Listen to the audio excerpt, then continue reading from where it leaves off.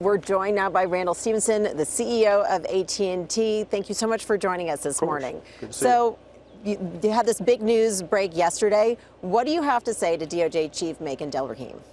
Oh, I don't have anything to say to him. That'll be said in court filings and pleadings with the appeals court. So do you know on what grounds this appeal is being filed?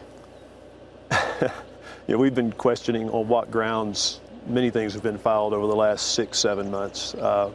As you recall, coming into the original lawsuit, people were saying, what is the basis of the lawsuit? And the complaint was filed and everybody read it and kind of had a hard time discerning really what was the basis of the complaint. 25 million pages of documents are collected. We go through depositions. We go through an entire trial. And at the end of the trial, we get a very, I thought, thoughtful, very thorough, very fact-based order. And basically said that this transaction is pro-competitive. And so now we go to appeal, and at some point one has to question, is the transaction actually pro-competitive? So it'll be interesting. We don't know exactly what the government's basis will be for the appeal.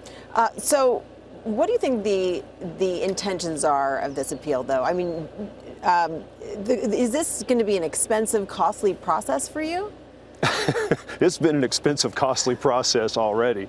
The clock on legal fees has been running, and it's been running on both sides. The taxpayers' legal costs have been running, and our legal costs have been running as well. So we'll have to continue the clock running with the lawyers. So yeah, it will be a costly process. But look, at the end of the day, it doesn't really matter that much to us. It doesn't change anything I'm going to do today, other than we'll talk about this rather than the merits of the deal and what we're doing as a business.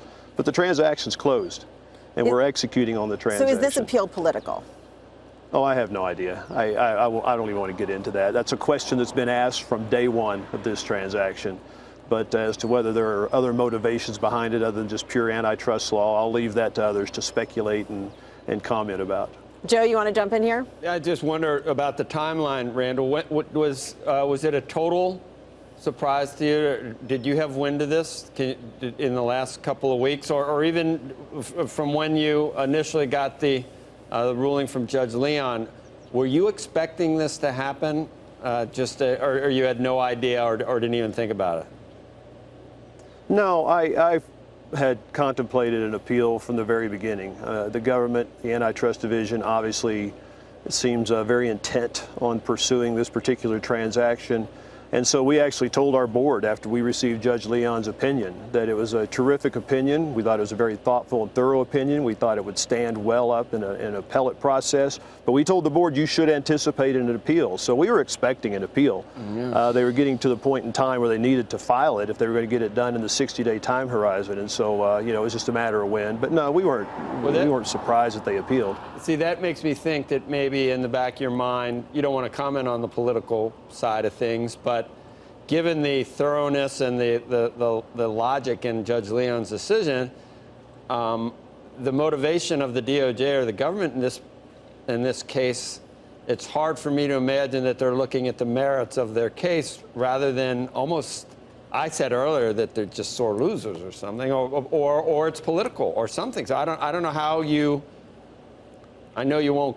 It won't help you to decide it is political. It doesn't change things for you. But I'm just trying to figure out what else could it be.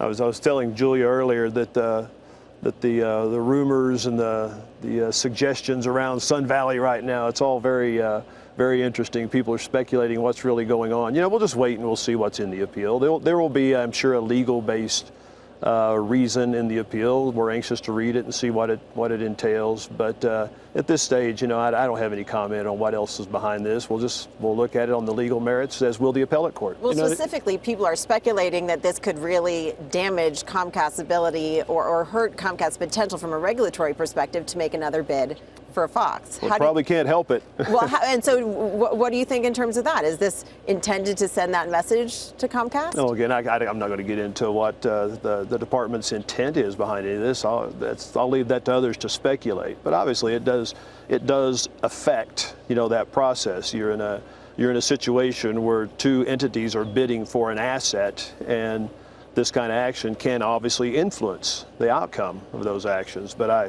who knows whether that's behind this. Analyst Craig Moffett, who's written quite a bit about this, suggests the appeal could focus on challenging Judge Leon's premise that a programmer would not take into account the economics of their distributor parent. Turner would not take into account the economics of AT&T when negotiating. If this becomes the focal point of this appeal, how do you address those concerns?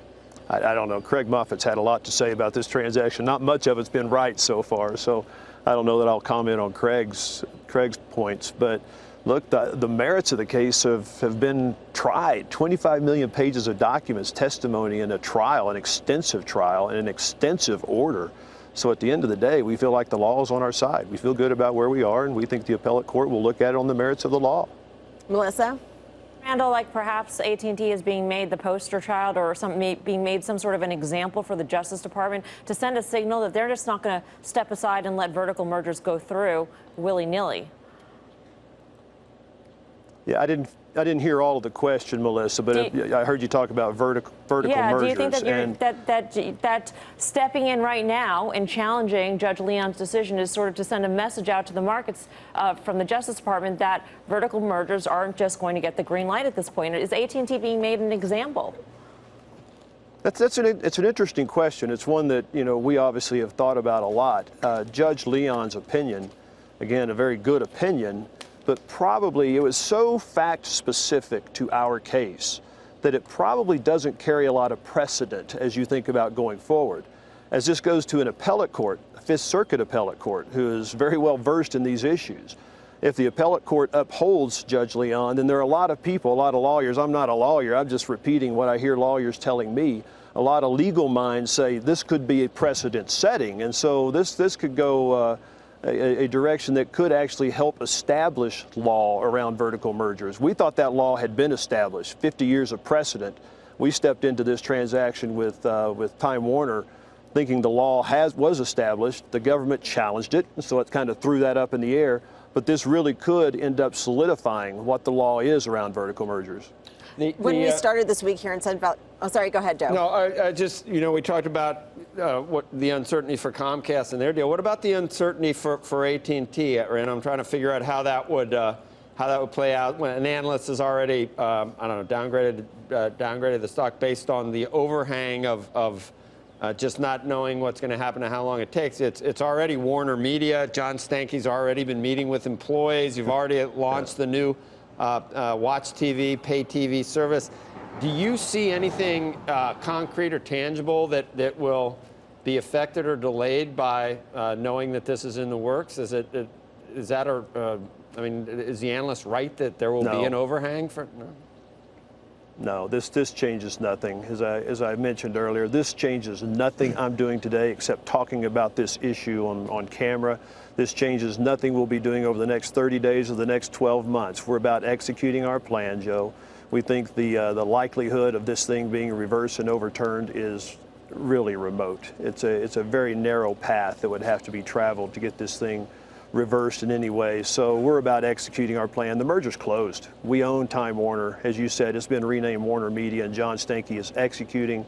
We have acquired AppNexus, which is an ad tech platform, to begin implementing the advertising business plan around this. So we're off and running. Nothing's going to change that. So I don't see any impact from this. It may not change what you do, Randall, but it may change the perception of investors towards your stock. We are showing right now the stock chart of AT&T since the DOJ first announced the lawsuit. The stock is down 8%. The point that this Raymond James analyst made in the downgrade of your stock this morning is that this is going to be yet another overhang for an unknown period of time in which the stock will likely trade lower or at least trade sideways. What do you tell investors in terms of the timing of this, and if there is at some point a pain point at which you say, you know what, we're not sure anymore?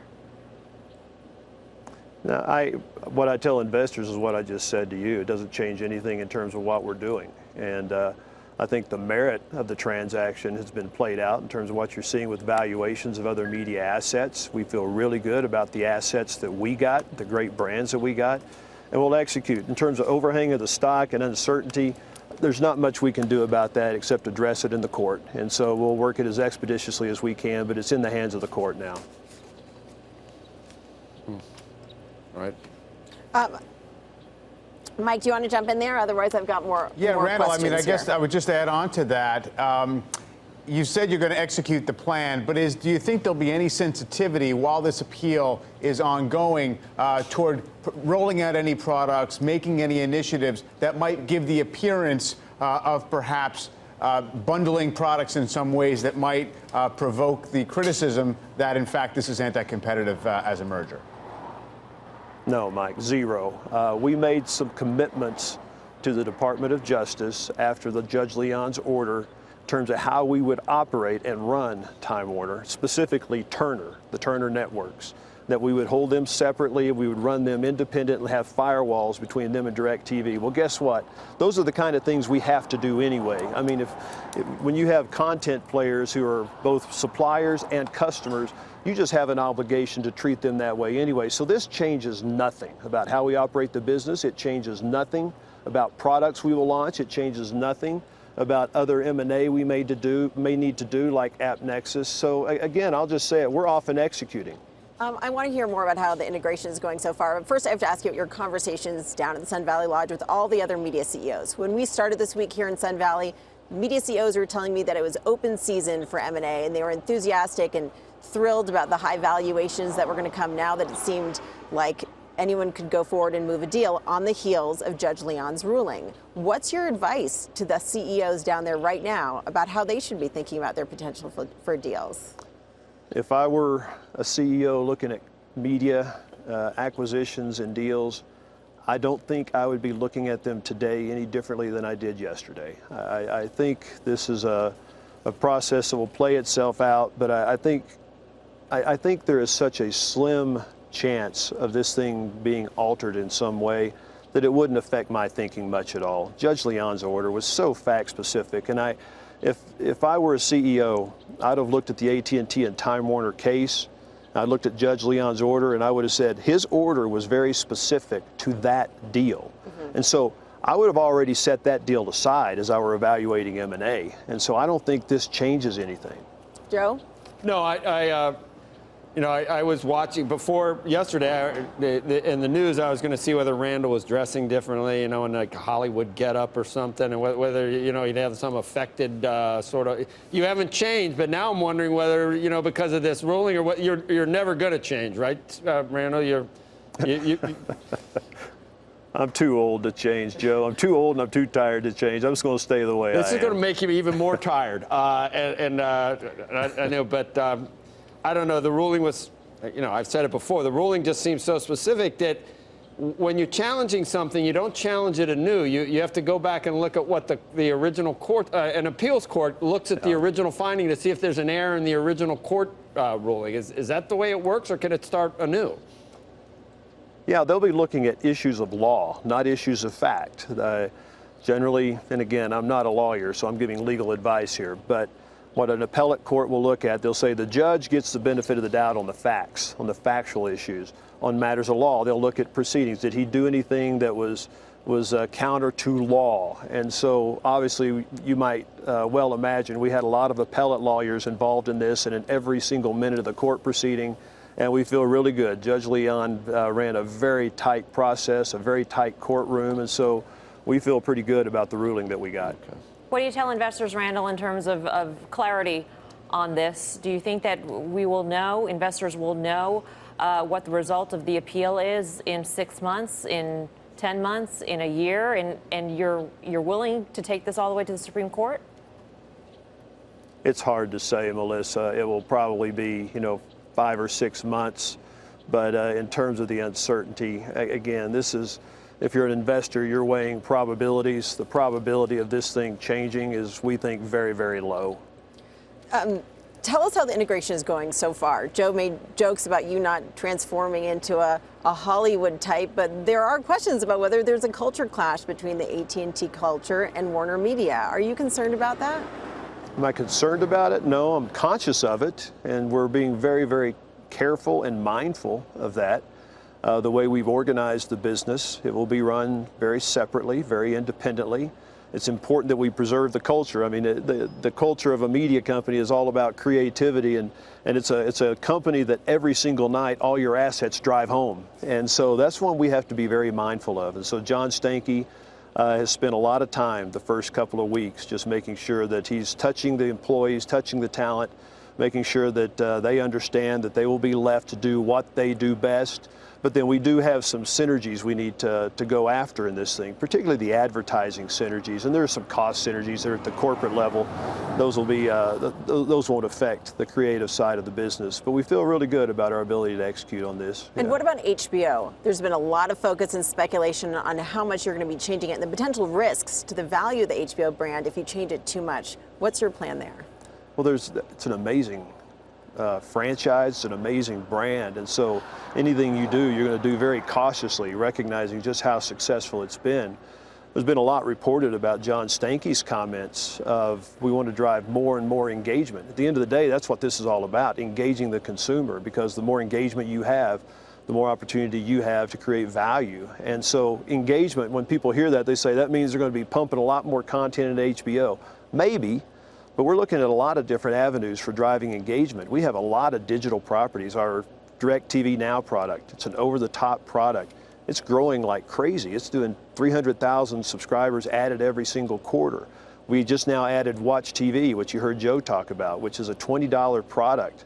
We're seeing some really good uptake on that early on in the marketplace. We have a number of digital properties. We now own CNN.com, the most watched news website in the world, and so we're really excited about that. So how do you drive engagement across all these platforms and put that with 170 million customer relationships? You also now own 10% of Hulu. Would you want to sell that or be interested in buying more Hulu?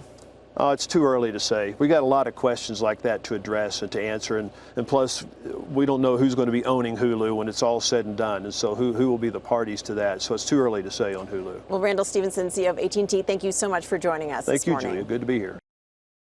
Hey there, thanks for checking out CNBC on YouTube. Be sure to subscribe to stay up to date on all of the day's biggest stories. You can also click on any of the videos around me to watch the latest from CNBC. Thanks for watching.